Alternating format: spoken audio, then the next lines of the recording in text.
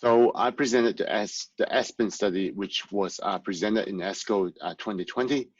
This is a phase 3 study comparing two BTK inhibitors, zanubrutinib versus ibrutinib, in patients with Waldenstrom's macroglobulinemia.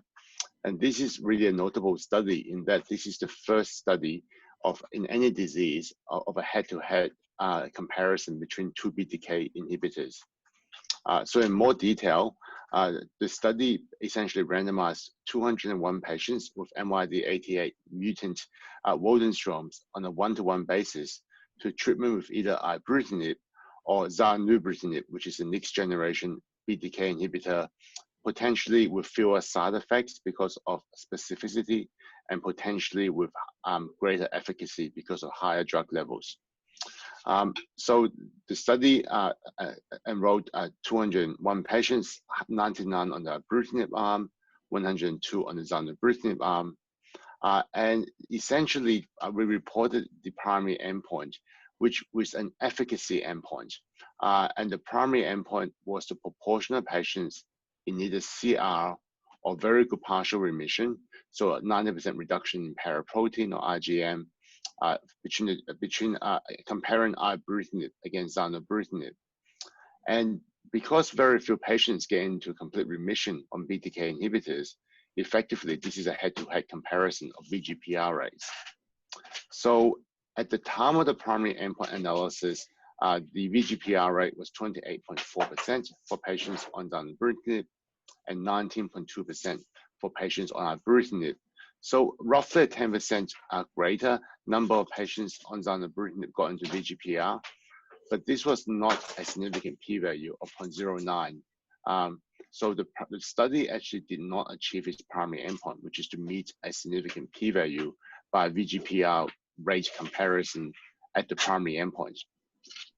However, when we did further follow-up for next year 5 months, and we looked again, the VGPR rate for zanubrutinib is now 34.4%, and this is an assessment by investigators and not by the central committee, which is what the primary endpoint initially was. And this is now a positive p-value of 0.03.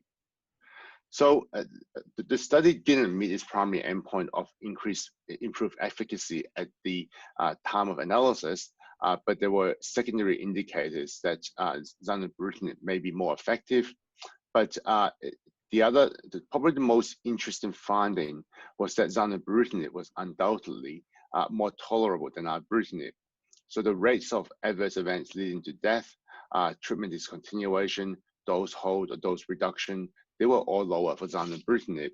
And if you look at the specific side effects, which are common in CLL in BTK inhibitors, things like diarrhea, contusion, muscle spasms, peripheral edema, atrial fibrillation, and pneumonia were all less common on the zanubrutinib arm, with the only adverse event that's more common with zanubrutinib being neutropenia. And even then, the rates of febrile neutropenia or infection did not differ. So it was really a laboratory finding without a clinical consequence. And I just want to touch base on the most important side effects, which were atrial fibrillation and hypertension, which on the ibrutinib arm was for atrial fibrillation, it was 18.4% compared to 3% on the zanubrutinib arm. So a 6-fold difference in AF rates. And also hypertension were, in terms of grade 3 or higher hypertension, it was 15.3% on the ibrutinib arm and 7.9% on the zanubrutinib arm. So essentially half as common in terms of severe hypertension. And if you follow the events over time, you will see that almost all the atrial fibrillation or hypertension in the zanubrutinib arm happened in the first 12 months, and there was no accumulation of events. Whereas for ibrutinib, there appears to be an ongoing risk beyond 12 months up to about the 2-year mark for those events. So the conclusion of the study was that it didn't meet its primary endpoint, although there were other indicators that zanubrutinib may be more effective. But we've felt that there was a definite difference in terms of adverse event profiles. In particular, cardiovascular events are far less common on zanubrutinib compared to ibrutinib, which is significant because this is the first time that we've shown in a head-to-head comparison that the next generation BTK inhibitors may behave differently from ibrutinib.